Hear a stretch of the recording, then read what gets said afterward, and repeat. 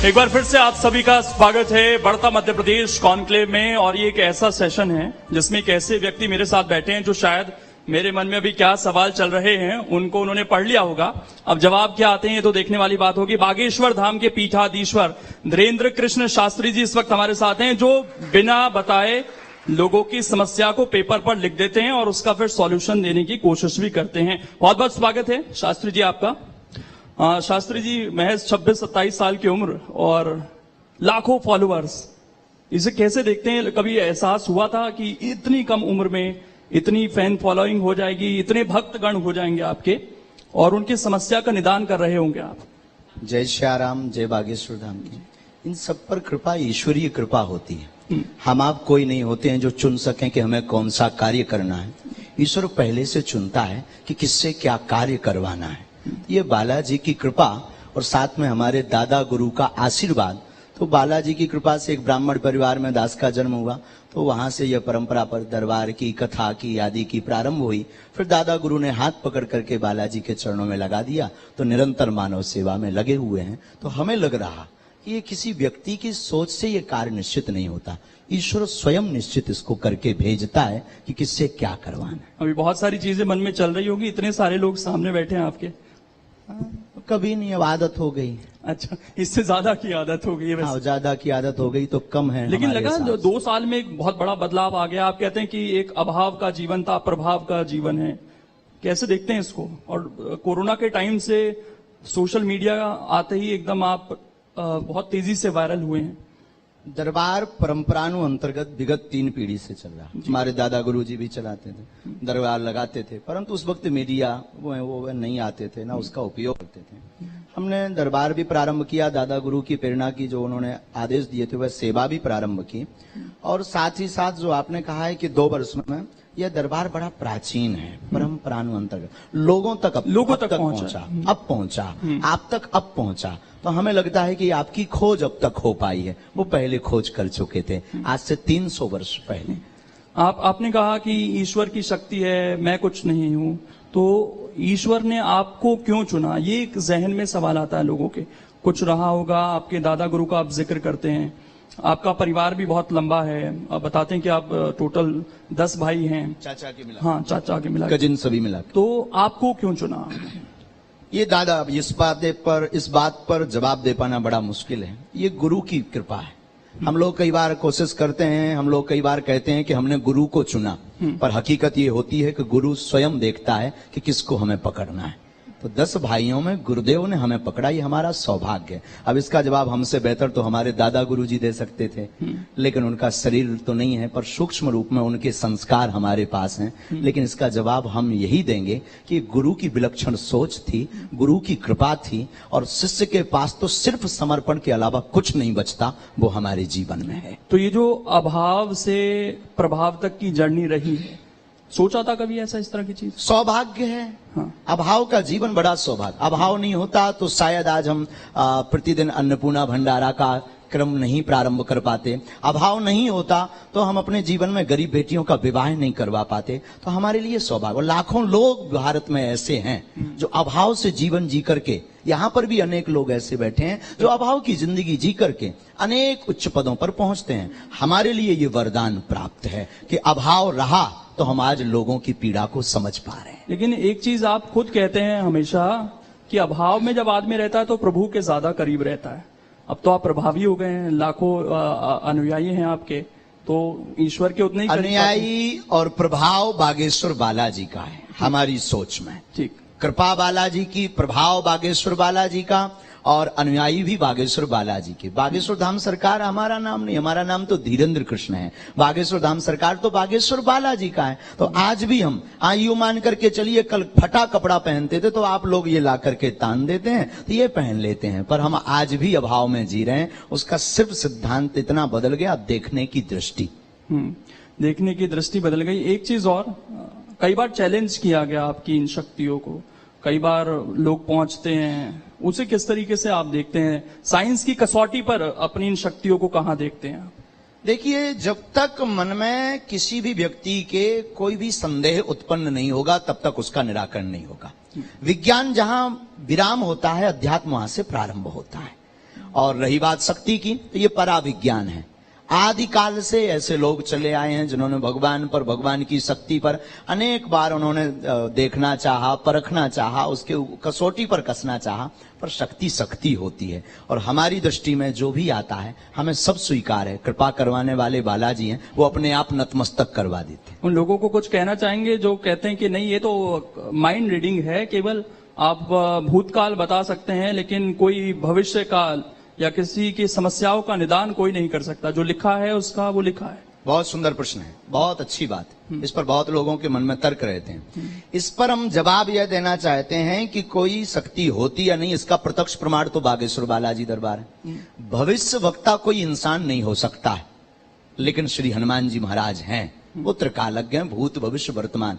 हम कभी भी नहीं कहते कि हम भविष्य बताते हैं, भविष्य के संकेत देते हैं जो हमें गुरु कृपा से प्रेरणा में आते हैं, जो गुरु कृपा से हमें लगता है कि ऐसा होगा, उसको हम संदेशा दे देते हैं। अब आप कहेंगे कि विज्ञान के तथ्य में, विज्ञान के जमाने में इसको कैसे माइंड रीडिंग तो नहीं है। देखिए श्रीमान जी, माइंड रीडिंग की एक सीमा है, एक मर्यादा है, उसके बाहर वो नहीं जा सकते हैं। और देखिए कई जगह ऐसी हैं जिनमें एक स्थान बागेश्वर धाम भी है जहां आज भी विज्ञान नतमस्तक है। जब प्रभाव की तरफ जीवन बढ़ता है आचार्य जी, तो कई सवाल उठने शुरू हो जाते हैं परिवार से भी। हमने देखा कि जो दूसरे गुरुजी हैं उनके पास आपके परिवार के लोग पहुंचते हैं, वो गुरुजी उनको कहते हैं कि उन्होंने एक आत्मा को कैद कर रखा है अपने पास।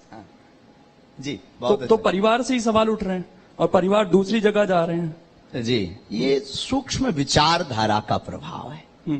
हमारा इसमें कोई लेना देना नहीं, ना कोई हमारा किसी से विरोध है, ना विरोधाभास है। सब हमारे अपने हैं। कोई पत्र चढ़ाता, कोई पुष्प चढ़ाता, कोई आत्मा को कैद करके रखा है किसी, ऐसा स्वप्न में नहीं हो सकता। जिनके लिए उन्होंने कहा आत्मा को कैद करने वाला व्यक्ति हनुमान जी की पूजा नहीं कर सकता, आत्मा को कैद करने वाला व्यक्ति हनुमान जी की साधना नहीं कर सकता। या तो हनुमान जी नहीं है या आत्मा नहीं है, क्योंकि भूत पिशाच निकट नहीं आवे। आत्मा मतलब भूत, और भूत को बस में करने वाला हनुमान जी की सेवा नहीं कर सकता, हनुमान जी को धारण नहीं कर सकता, हनुमान जी का मुग्धर नहीं ले सकता। या तो हनुमान जी नहीं है या आत्मा नहीं है। तो लाखों लोगों को जो समस्या है उनकी तो दूर कर रहे हैं आप। परिवार वालों से कभी बात होती है, उन्हें समझाने की कोशिश होती है इस चीज को? सामंजस्य है, कोई ऐसा विरोधाभास नहीं। वो किंचित मात्र कोई दूसरी गद्दी लगाने की भी कोशिश करता है, वो कहते हैं हमें धमकी दी जा रही है। नहीं नहीं नहीं, ऐसा कई बार आप हो सके तो आप उनसे जरूर बात कीजिए। हमारे पास तो ऐसा कोई भाव नहीं आया। अभी हम मिले ही तो कुछ दिन पहले, 8-10 दिन पहले ही, क्यों मान के। अगर कोई दूसरी गद्दी लगाना चाह रहा है तो कोई स्वागत है, कोई दिक्कत हम नहीं मिल पा रहे हैं ना। एक महीने में 8 से 10 लाख लोग आते हैं, सबको मिल नहीं पा रहे। हम तो चाहेंगे अगर आप भी ये छोड़ के चलें तो बहुत अच्छा है। ये मोह माया है। आप भी लगाएं तो मोह माया नहीं है, मतलब आप अपना सेवा करने के अनेक प्लेटफॉर्म है। कोई राजनीति से मानव सेवा कर रहा, कोई धर्मनीति से मानव सेवा कर रहा है। तो अगर आपको यहाँ कम लग रहा हो तो you come here Bageshwar Dham. ठीक नहीं, कम ज्यादा की बात। लेकिन एक चीज है, लाखों लोग आते हैं आचार्य जी आपके यहाँ पर, सबको तो आप नहीं सुन पाते, उतना समय भी नहीं होता होगा, तो सबके कष्ट कैसे दूर होंगे? बालाजी, हम फिर कहते हैं, हमेशा हमने कहा बागेश्वर धाम पर किसी व्यक्ति विशेष की कोई महिमा नहीं है, हमसे जुड़ने की आवश्यकता नहीं है। बागेश्वर धाम स्वयंभू हनुमान जी का एक तीर्थ है, जहां हनुमान जी की स्वयं की ऊर्जा है, सन्यासी बाबा की साधना की ऊर्जा है, पॉजिटिव एनर्जी है। उससे कनेक्ट होने की जरूरत है, ना कि धीरेन्द्र कृष्ण से कनेक्ट होने की जरूरत है। एक चीज और है, अंधविश्वास का जिक्र बार बार होता है। ये विश्वास और अंधविश्वास की लाइन को आप कैसे खींचते हैं? कभी इसको विराम नहीं किया जा सकता, ये अनवरत चलता रहेगा। अगर अंधविश्वास नहीं होगा तो विश्वास शून्य हो जाएगा, और विश्वास नहीं होगा तो अंधविश्वास शून्य हो जाएगा। विज्ञान नहीं होगा तो पराविज्ञान की चर्चा शून्य हो जाएगी, और केवल पराविज्ञान नहीं होगा तो विज्ञान की चर्चा शून्य हो जाएगी। केवल उजाला हो तो अंधकार की महिमा मिट जाए, उजाले की महिमा मिट जाएगी, और केवल अंधकार हो तो अंधकार की महिमा मिट जाएगी। दोनों का होना जरूरी। रामायण में राम थे तो रावण जरूरी, रावण के बिना रामचरितमानस में राम जी की महिमा नहीं हुई है। जितने आचार्य हैं, संत हैं, वो हमेशा ये कहते हैं कि भगवान को मानिए, उनसे कभी मांगिए मत, उनके प्रति समर्पित हो जाइए। लेकिन अगर इंसान भगवान के प्रति समर्पित हो गया सर बाबा जी, तो आपके पास तो नहीं आएगा, वो आपके पास तो समस्या लेकर ही आता है। हम भी यही चाहते हैं कि सब ईश्वर से समर्पित हों। हम भी अंधविश्वास के खिलाफ मोर्चा खोलें, दरबार लगाने का ध्येय और सिद्धांत यही है कि इंसान कतई भगवान नहीं हो सकता। तमाम जो संत हैं वो ये कोशिश कर रहे हैं कि भाई आदमी खुश रहे, तमाम मोह माया से ऊपर आए, भगवान के प्रति समर्पित हो जाए, लेकिन हो नहीं पा रहा। आपके पास जो आते हैं वो ज्यादातर दुखी लोग ही आते हैं। हाँ, आना भी चाहिए। स्वागत है उनका। हमारी दृष्टि में अब महापुरुषों की बात अलग है, संतों की बात अलग है। संत जो कह रहे हैं वो बहुत ऊंचा ज्ञान है, बहुत अद्भुत ज्ञान है। उस ज्ञान में हमारे जैसे लोग तो पढ़ पाना बड़ा मुश्किल है। हम यही कहेंगे, आप जहां हैं, जो कर रहे हैं, उसी में आप ये मानिए कि चलिए कि ईश्वर की कृपा है। बस उनको भजना, उनको धन्यवाद देना बंद मत करिए। एक चीज और, सोशल मीडिया का मैंने जिक्र किया शुरू में कि बहुत अब लोग आपसे वहां पर जुड़ रहे हैं। 1-2 साल में और ज्यादा ये संख्या बढ़ी है, लेकिन एक चीज ये भी कही जाती है आपके बारे में कि आपको भी पता चल गया है कि सोशल मीडिया पर बने कैसे रहना, और इसके लिए आप एक से एक बयान देते रहते हैं। आप लोगों को कहते हैं कि बुलडोजर खरीद लीजिए घर में। हमारा न्यूज में बने रहने के लिए कोई भी बयान नहीं है, ना हम कभी ये चाहते हैं कि हम फ्रेम में बने रहें या टीवी में बने रहें। बुलडोजर वाले बयान का अगर आप जिक्र कर रहे हैं तो देखिए, हमारा वह बयान एकदम अहिंसक था, अहिंसक। उसमें हिंसा को लेस मात्र स्थान नहीं था। उसमें सिर्फ धर्म की रक्षा के लिए बात की थी। राम हमारे इष्ट हैं, आराध्य हैं, पूरे विश्व के पूज्य हैं, और कोई आपके पिता के ऊपर पत्थर मारे, और संविधान ये काम नहीं कर पा रहे हैं। एक मिनट, आपके पिता के ऊपर कोई पत्थर मारे या मारने आ जाए तो उसकी रक्षा करने की आजादी संविधान ने भी दी है। तो हमने सिर्फ रक्षा की बात की। घर में बुलडोजर खड़ा हो जाना चाहिए इस हिसाब से। बिल्कुल, अगर आपके पिता पर कोई मारे, पुलिस जब तक आएगी तब तक तो मर्डर हो जाएगा। पुलिस प्रशासन, सरकार, कानून, कोर्ट, जरूरत नहीं है। जब बाद में फोन लगाएंगे, बुलडोजर जब पुलिस आएगी, जब फोन लगाएंगे तब आएगी। ये कहा जाता है कि अगर एक कातिल को आप सजा देना चाह रहे हैं, मतलब उसको मार दे रहे हैं, तो आप दूसरे कातिल बन जा रहे हैं खुद। तो ये तो उसी वाली नहीं, लिस्ट में जा रहे हैं। अहिंसक, हम तो वसुदेव कुटुंबकम की चर्चा करते हैं। कैसे अहिंसा कैसे होगी सर बुलडोजर? अहिंसा पूर्ण रूप हमने बयान दिया। बुलडोजर का मतलब आत्मरक्षा के लिए अपने पास व्यवस्था रखना। अगर आपको दिक्कत है कि आपको डर है तो आप क्रेन रख लो। वो भड़काऊ कैटेगरी में नहीं लगा आपको बयान? बिल्कुल नहीं। हिंसा अगर अपनी रक्षा के लिए अगर बुलडोजर रखना अगर जो है भड़काऊ है तो आपको लग रहा है कि लगता है ये होते रहना चाहिए। ये समाज अब ऐसा हो गया है कि यहाँ पर जरूरत आन पड़ी है कि भाई हमें बुलडोजर रखना पड़ेगा, हमें अपनी आत्मरक्षा खुद करनी पड़ेगी। इस तरह का समाज आप मान रहे हैं? आदिकाल हमारे भारत वर्ष में तो ये कहा जाता है शांति प्रिय देश। तो फिर माननीय प्रधानमंत्री जी आत्मनिर्भर की बात क्यों कर रहे हैं? नहीं तो वो आत्मनिर्भरता अलग है ना। अगर वो कह रहे हैं आत्मनिर्भर बनो तो हम भी रक्षा के लिए आत्मनिर्भर बन रहे हैं। तो फिर इंसान खुद पुलिस बन जाए, ये कहना चाह रहे हैं? इंसान पुलिस नहीं, कानून को हाथ में नहीं लेना। आत्मरक्षा के लिए कोई भी वस्तु रखना। ये गन क्यों दी जाती है? गन का लाइसेंस क्यों दिया जाता है? ये बंद करवाओ, पुलिस के पास तो खुद है। और भी आपके बताइए अगर हम गलत बोले। और भी बयान है आचार्य जी, आप जो आपके अनुयायी हैं उन्हें पागल कहते हैं। हाँ, अच्छा है। क्यों? पागल का मतलब प्रभु को पाकर के जो गल जाए वो पागल। पागल का अर्थ है, पागल को आप उल्टा पढ़ो तो लग पा, प्रभु के चरणों में लग जाओ, वो पागल। अपने आप को अछूत कहते हैं आप? अपने आप को अछूत कहते हैं? बिल्कुल। चारों वर्ण हमारे अंदर है। शूद्र है, वैश्य है, क्षत्रिय है, धर्म की रक्षा के लिए हाथ उठाते। आप तो कहते हैं ना जातिवाद का मैं जिक्र नहीं करता, लेकिन आप कह रहे हैं चारों वर्ण हमारे अंदर है, इसलिए जातिवाद की कोई बात नहीं। तो अछूत कैसे हैं फिर? अछूत कैसे हैं? अपने आप को कहते हैं। क्यों है? मतलब मैं वही जानना चाहता हूं। हमें ये लगता है कि हमारी गांव की भाषा है, आप हमें छूना नहीं, हम अछूत हैं। उस वक्त गांव की भाषा में, गांव का एक कहावत है, भैया हमें छूना नहीं, हम अछूत हैं। तो गांव की कहावत में वो संबोधित किया था, ना कि अपने आप को अछूत सबसे संबोधित करके या किसी व्यक्ति को जलील करके हमने अछूत कहा। सनातनियों को कायर कहते हैं आप जी? सनातनियों को? हाँ, अगर सनातन की बात आती है और बुजदिल बनकर घर पर बैठ जाते हैं तो वो कायर हैं। राम की बात आती है और राम के लिए जबान नहीं उठती, संतों की बात आती है, धर्म की बात आती, और अगर कोई बाहर नहीं उठता, मुंह नहीं खोलता, अपनी वाणी नहीं खोलता, तो वो बिल्कुल कायर हैं प्यारे। तो ऐसा क्यों लग रहा है कि समाज कायर होता जा रहा है हमारा, और आपको इस तरह की बात क्या नहीं पड़ रही? जग भी बहुत रहे हैं। हाँ। जग भी तो रहे हमारे जैसे। जगाने से तात्पर्य क्या है आपका? किस तरीके से जगाना चाहते हैं? एकता। क्यों?